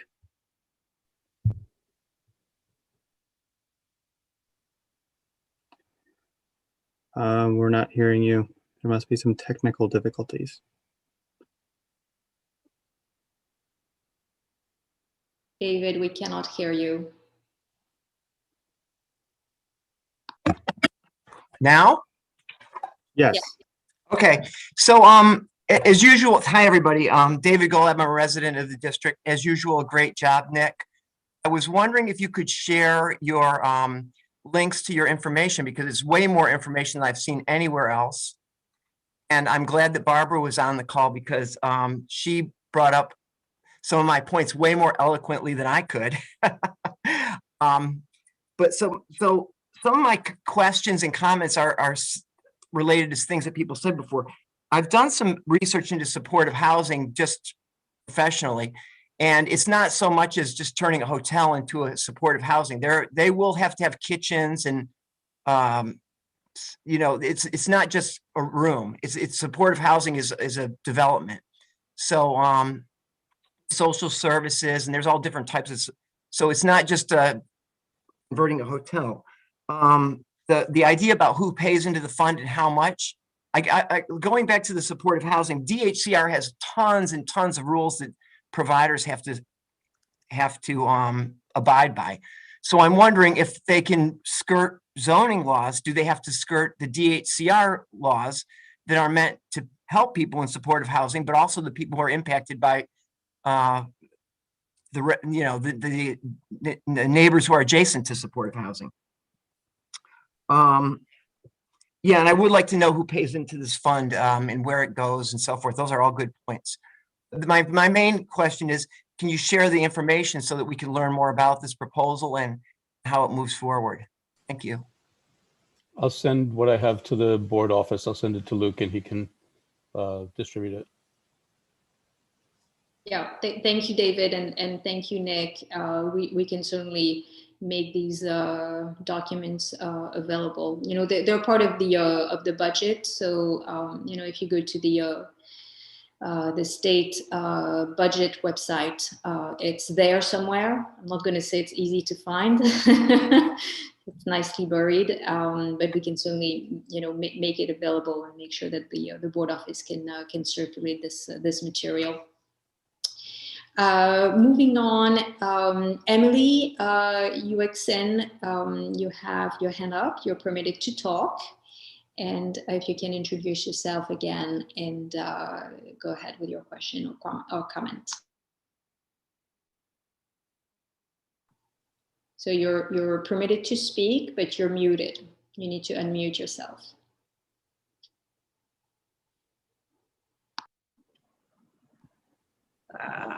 Am I okay now? All right. My name is Emily Yueshin. I just, with the zoning plan, I already asked a question. But anyway, I'm basically working for IAC as a speaker. I'm not as eloquent as any, but however, but this is a topic that I'm very interested in, but I have very little knowledge about.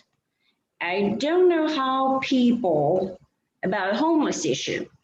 How do people actually get referred to a proper shelter or housing if they are homeless? Because I often, currently I'm in District 5, working and living. I often see people who are homeless and I don't know how to help them, where to call, where to reach out in order to get those people a proper help. Also, you mentioned another hotel issue. So Barbara mentioned about 50 hotels in the neighborhood. And obviously, I think the economy is badly hurting because of COVID. We don't have that many tourists, or another word, Europe is having COVID, and it's like a worldwide issue. And how this tourism issue is going to be picked up so that our hotels would not be hurting.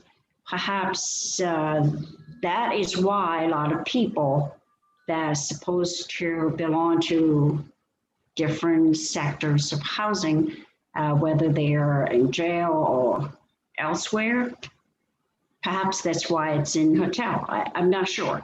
If you have any knowledge about that, I would love you to share with me. Thank you. Thank you. So one step that you can take regarding the homeless situation and homeless individuals that you wish to get services for, you can actually reach out to the board office at office@cb5.org. And the board office will be happy to speak with you about homeless referrals and services that are available in our district and more broadly from the borough or from the city. I would mention that we also have a budget, education, and social services committee, BETS, committee that deals with the issues of homelessness. And this is, a good resource or like a good committee meeting to attend, as they often discuss this very important topic that is, one of our main priorities of CB5. Regarding the hotel economic crisis caused by COVID, there are a number of budget provisions to actually help businesses that have been impacted, whether it's hotels and restaurants. The city and the state have a responsibility, and of course, depending on how the health situation evolves, especially now that we have a vaccination program that is ramping up and that hopefully is going to become even more robust as more specific vaccines are being approved. Hopefully, a better ability to travel and to gather and congregate will be possible again. And this is much needed for this industry that is absolutely dying. But in the meantime, I don't think that it is wise to seek a temporary solution that would have very problematic unintended consequences. So moving on, I see that Tina Barth has her hand up. Tina, you are permitted to speak, and you can unmute yourself if you can introduce yourself and ask your question or make your comment.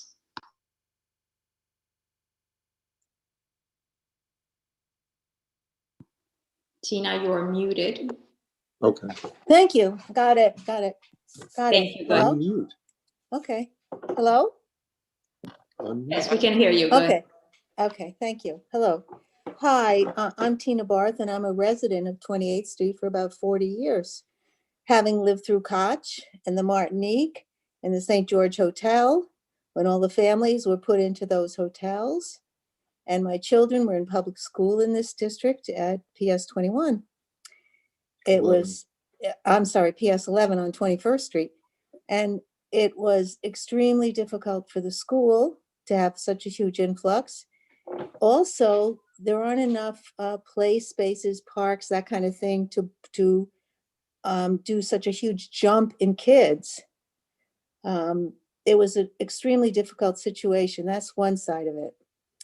The other side of it is, on my block, this board has seen fit to allow 8 hotels to be built, 8 on this one block. And they're all empty.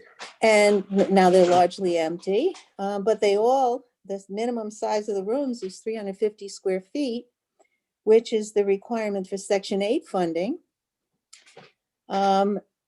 So I would love it if more people lived here.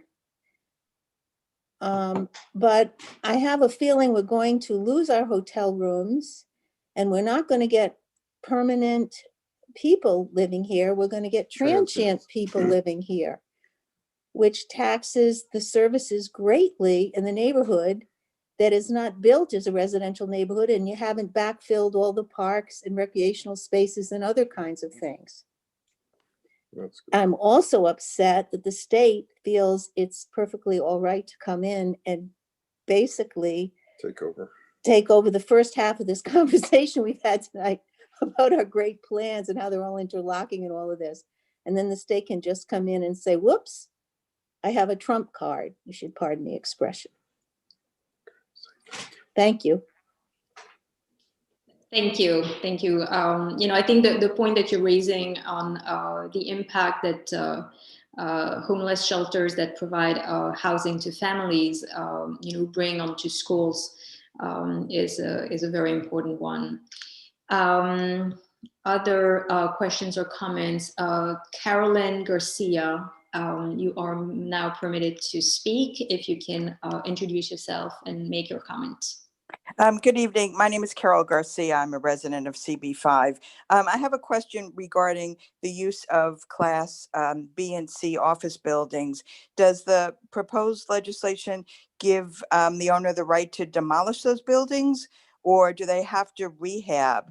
The reason I ask that is, I'm not a real estate developer, but I've always been led to believe that the cost of rehabbing, office buildings in particular for housing of any sort, luxury or not, would be a very expensive proposition. So, not that I'm in favor of this, I think this is, the worst case of governmental overreach. But I'm just wondering, is it a real problem that we see, developers coming in and turning these, kind of decrepit in some instances, office buildings into housing? Yeah, thank you, Carolyn. I'm going to turn on to Nick. I'm not sure if there's actually any provision for new buildings. I don't know if they would be eligible or if it's solely for conversions. All the discussion that I found around this topic was developers talking about conversion costs as opposed to demolition and rebuilding. So I think the intention is only conversion, not new construction. Oh, thank you, Nick. Okay, and are there any further questions or comments from members of the public? Members of the public or elected officials, anyone who's not on the committee, anyone wishes to make a comment or ask a question? Okay, so seeing none, Emily, you have another question or comment? Very briefly, go ahead. Okay. It is very brief.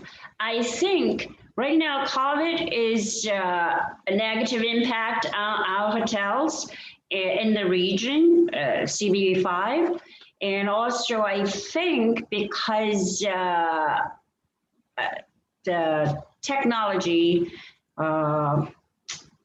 which including internet and everything, that's also, I think, is a reduction of tourists because they could so readily access all over the world so easily. That's how negatively impacted our hotel in this region used to be so vibrant. So I don't know how we could fix that, but however, I do think we shouldn't let this business die out. Sure. Thank you. Thank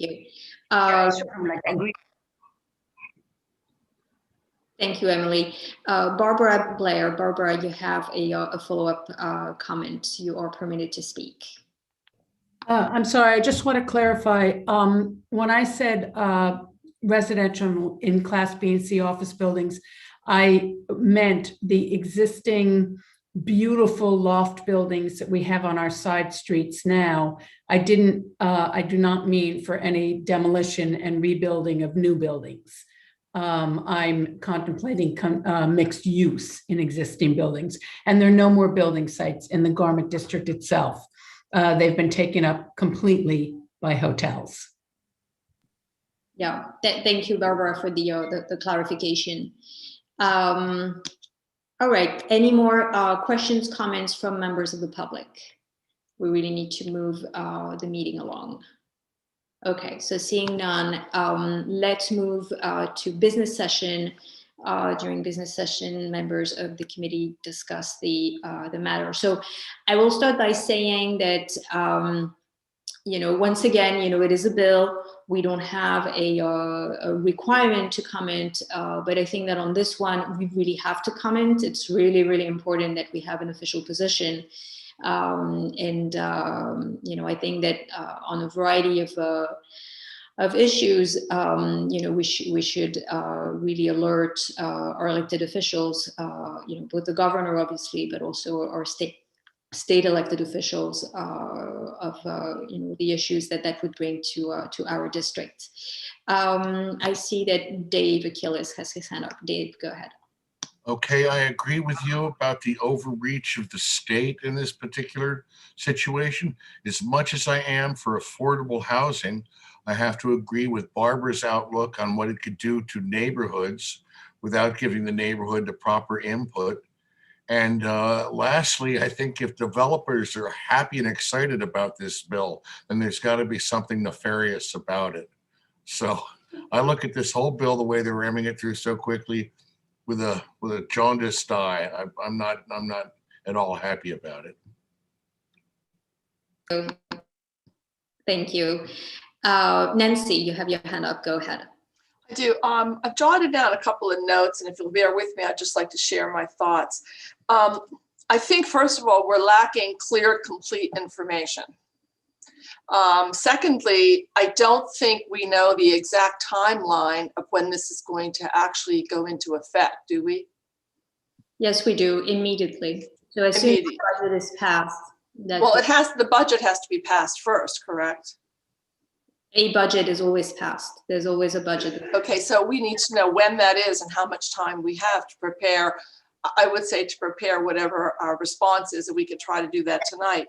I think we need more information. I'm wondering if we shouldn't notify all of our district bids about what's going on. I know Barbara Blair's bid is very concerned about this, and I thought that was very enlightening. But what about the other bids in our district that this might affect? I'm wondering if we shouldn't see if we can get more information from REBNY. Let's find out what it is they're really thinking. I think that information is also missing. And then maybe even talking to some of the NGOs that provide supportive housing in our area, what their opinion is on this. And then maybe out of all of this, we should set up a task force and have a specific page on our CB5 website to gather all this information and share it with more people. I think this is kind of a stealth move, and a stealth move is something that sneaks up on everybody, and I think we just need to be more informed. So those are my initial thoughts. Okay, thank you, Nancy. Let's go to Ryan. Ryan, go ahead. To say first to Nancy's point about timeline, assuming this proceeds on normal course with the budget, that would mean this would pass within the next 2 months, typically by April 1st, which is the state budget deadline. So that's the sort of time frame point to keep in mind here. And I think just to Nancy's point, I think the real opportunity for us here is to elevate the voices of a broad range of stakeholders here, and to do so quickly and efficiently. Certainly encourage us to also channel those voices to our state elected officials in this case, and appreciate the comments from Senator Hoylman's office offering to be a hub to receive those. I think it's particularly important for us to do that and to direct them accordingly. I would also encourage folks to think about this as something that is more likely to pass than not, and therefore in that spirit think about the things that we really prioritize, and try to sort of emphasize those points where may have procedural concerns, but I think we should just make sure we talk about what we really care about here as much as possible. Thank you, Ryan. Actually, I think it has a very great likelihood of not passing. I think that, if the state senators and representatives that represent these parts of Manhattan object, I think it will be scrubbed. So I think that, that in the timeline, I very much agree with you. We basically have 2 months, but it is very likely that that this is not going to make it into the final version of the budget. It is very common that bills creep up into the budget, and then if there is outrage and concern and pushback, then those get scrubbed. Julie, you have your hand up. Go ahead. So I just want to mention that supportive housing is a really important solution right now for the homeless crisis that we're having. So a lot of homeless advocates have been talking about converting hotels into supportive housing. And I think even our borough president have mentioned that in her last report to the full board. So it'd be good to hear from our city electeds, including our borough president, on this matter. And I agree with Nancy. I think it'd be good to hear from more information. I see on the web that RPA also testified to this. So yeah, happy to be on a working group if something is formed. Okay, thank you, Julie. Matt. So yeah, I mean, I would say I generally agree with Nancy that it seems like we don't have a ton of detail on this, but also we may not have the opportunity to get that much more detail before weighing in. I also agree with Julie about the affordable housing component. I think I'm relatively new to this committee, so I just the couple of points I wanted to point out were that it does seem like this creates more housing inventory, which would reduce cost of living. Doesn't have any tax breaks. My understanding is sometimes what's used to do these kind of office residential changes. Creates more affordable housing, and it seems like the big issue, which makes sense to me, is that the process of giving neighborhood input is this totally circumvents that to the extent that we can highlight that as the key thing and try to figure out how we can get community input if we think it's something that's going to pass. I think that would be, to me, what would be most important.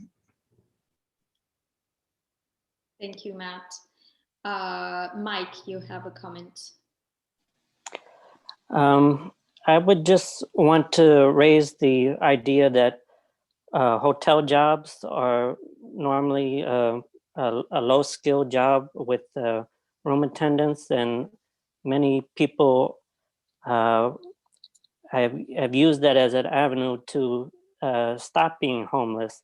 And by taking away those jobs, it prevents an avenue from preventing homelessness or getting into a sustainable paying job where they no longer are homeless. So I don't know that hotel conversion is a very good use of this goal for this goal. Thank you, Mike. Rachel. Yeah, I just wanted to say I agree particularly with Nancy's comment. I just feel like I don't have a lot of information about how all of the stakeholders involved feel. And yeah, but I do agree. I think maybe it was Matt that made the point that if we want to say something, it's probably now, even with limited information. Yeah, thank you, Rachel. Renee, you're muted. Sorry about that. I agree with Nancy, but I also find it really hard to see how this is budget agnostic. If these are converted, how do you, just in terms of property taxes and all those things further down the line? And so I'd want to know both right now, if it addresses housing issues, how does the hotel, how will the hotels, if New York City comes back to life and we need commercial and we need hotels, where does that leave us exactly? And if that has been considered in any way? So, I mean, I think that, the fact that there is little information is probably not a coincidence. I think there's something quite deliberate in, crafting a bill that, gives pretty broad powers to the legislator, and basically allows them to do it whichever way they want. There's a fund, but we don't know the amount of the contribution. All of that is left very vague. We don't have anyone from the state in the room to tell us to address all these questions.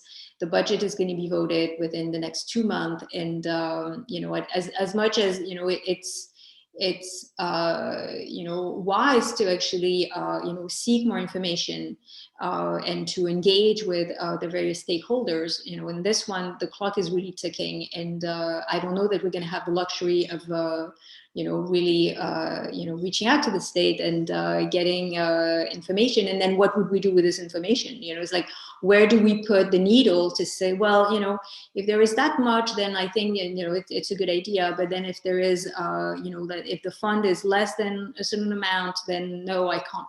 I think we need to like take a position right now based on the information that we have, which is, what the bill is providing. I think that the one issue that really concerns me is on process. As Barbara said, it's offensive, plain and simple. It's offensive. It is not the job of the state to actually make zoning, to take zoning actions. It is the prerogative of the municipalities. It's been very clearly established for decades. So and to put it in the budget, so that it's sort of like folded and hidden, without giving it the proper consideration that a bill would have. Like if it was a proper bill introduced by a legislator, we would have a chance to ask questions, and they would come and present, and we would have a chance to maybe refine it. But it's done through a different pathway.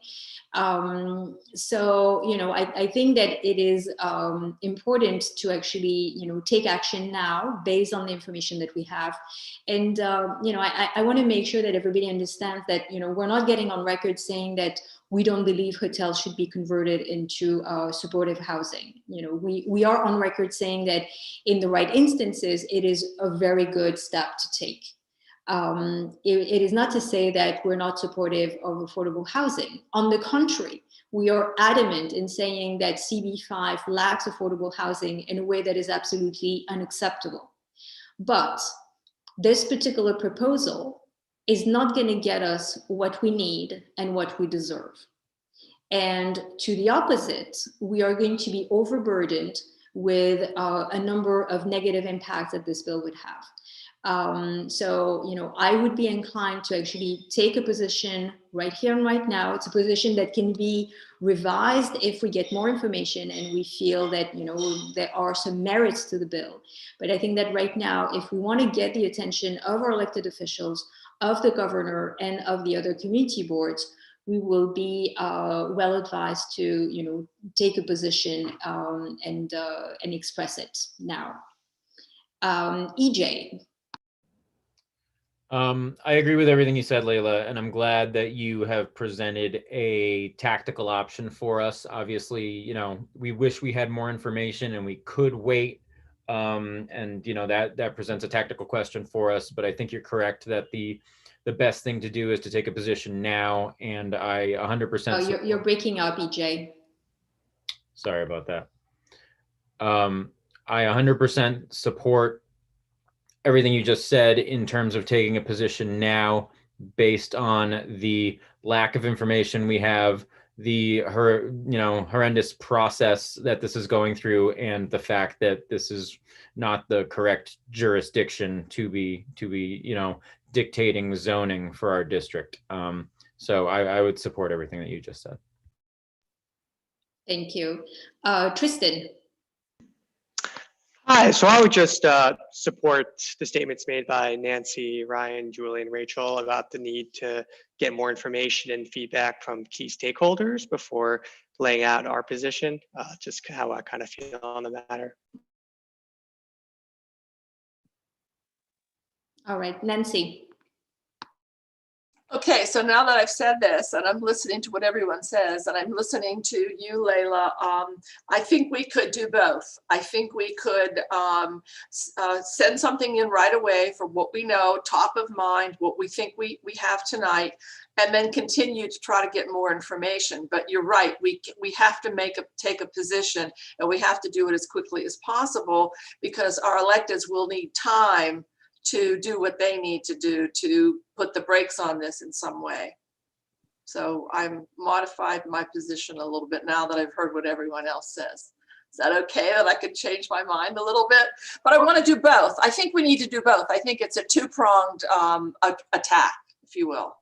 Yeah, which I entirely agree. I think that any action we take tonight would not be the end of the conversation. And as anybody else, I think, very eager to hear what other stakeholders feel. But I think that, you know, on the process, and once again, you know, what Barbara said really, you know, hit it home for me. You know, I think that there's merit in rezoning parts of the Garment District. There's merit in creating, you know, work-live type of zoning in parts of, you know, Class B and Class C office districts. I think there's lots of merits. But once again, it's not up to the governor to decide that and to do it for a 5-year period and then move out of it, while in the meantime acknowledging that it is going to have no budget implication. You know, it's not going to fill the coffers of the state. While at the same time, the governor, in the same breath, is telling us that he is going to build millions of square feet of office space in our district by demolishing 6 blocks around Penn Station. I mean, it's just, you know, such a brutal paradox. While in the same breath of this conversation, Vornado, which is a major, you know, property owner in the area of Penn Station, is contemplating creating casinos to use their vacant office space. I mean, there's something just totally absurd in the way the zoning process is happening. I mean, talk about uncomprehensive zoning. It's scary. So I think that, you know, the first step, as I see it, is really to say that, you know, this particular bill hidden in the budget is not the right way to tackle any of these issues, whether it is homelessness, whether it is affordable housing, whether it is Class B and Class C conversion, and, you know, whether it is the budget. And then I totally agree with you, Nancy. You know, we need to continue this conversation. We need to better understand, you know, the processes and the mechanisms of this bill, so that we can figure out, you know, how much more we hate it. Or maybe we would find some merits, who knows. Any more comments? I see that, Nancy, you still have your hand up. Do you want to make a follow-up comment? I think that what we need to figure out is a way to add in some sort of a requirement for when you add a certain number of units, a certain increase in residential population, that some percentage of space is given over to schools. One of the things the Board of Education is always struggling with is finding either land for new seats, additional seats, or finding spaces within existing buildings for schools. And this continues to be a problem. So, Layla, as you mentioned, that if we bring new people into our district in residential units, that's going to put pressure on the schools we already have. So we need to figure out a way.